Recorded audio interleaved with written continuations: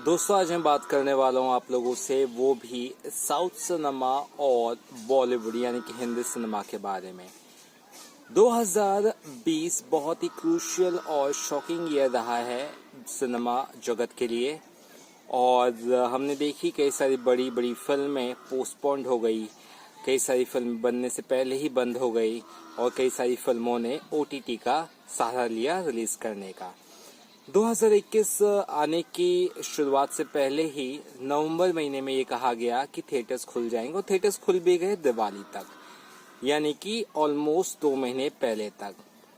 उसके बाद से भी अभी तक कोई बहुत बड़ी फिल्म रिलीज नहीं हुई है, चाहे वो बॉलीवुड या डाउन द साउथ लाइन, कहीं कोई रिलीज नहीं हुई। लेकिन हाँ, जनवरी महीने में साउथ इंडस्ट्री से कई सारी फिल्में रिलीज होने की कगार पर है और बड़ी बड़ी फिल्में थिएटर्स में भी रिलीज के कगार पर है। युवा रत्ना जैसे साउथ की एक फिल्म है, तो कन्नड़ा और तेलुगु वर्जन में आ रही थिएटर्स में 4 तारीख को।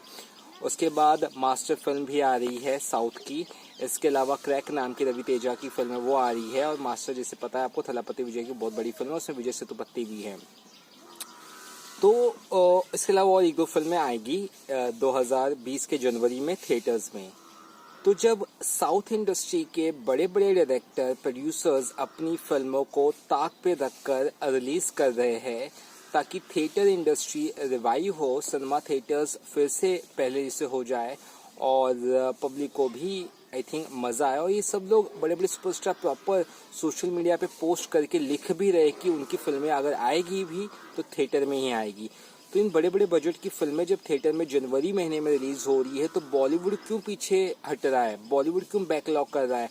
बॉलीवुड क्यों अपनी फिल्में अनाउंस तक नहीं कर रहा है, रिलीज डेट तक अनाउंस नहीं कर रहा है? और आने वाले 4 से 5 महीने तक कोई भी बड़ी फिल्में, कोई भी बड़े एक्टर ने अनाउंस नहीं की है।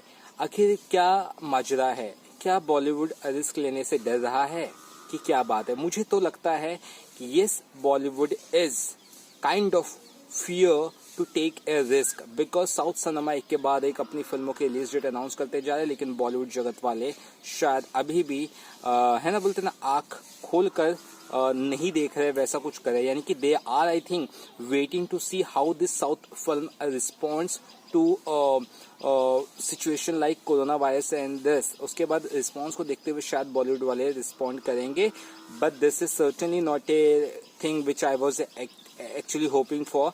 बड़ी फिल्में आप रिलीज ही नहीं करोगे तो थिएटर क्या खाक चलेंगे? और कुछ नहीं भी बोला जाए तो हिंदी सिनेमा एक बहुत बड़ा चैन है और हिंदी फिल्में बहुत बड़े सर्किट में है ना डिस्ट्रीब्यूट की जाती है, रिलीज होती है। और अब नहीं करेंगे तो जो कितने सिनेमा हॉल्स जो बंद हो गए या मल्टीप्लेक्सेस की हालत खराब हो गई है दिसंबर तक, जनवरी फरवरी मार्च तक भी अगर थिएटर्स तक बड़ी पिक्चरें नहीं आई तो उनकी क्या हालत होगी, ये नहीं समझ रहे ये बॉलीवुड वाले। हमें पता है कि आप अपने प्रॉफिट्स लॉसेस देख रहे हैं, लेकिन आपकी फिल्में इसके बाद जब नॉर्मल माहौल हो जाएगा और तब थिएटर ही नहीं बचेंगे तो कहाँ रिलीज करोगे ब्रो?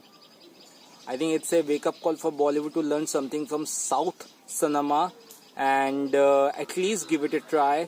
और कुछ नहीं तो बड़े बजट की नहीं, कम से मिड बजट फिल्में तो रिलीज करे, कम से कम प्रॉफिट एंड लॉस ना देखते हुए।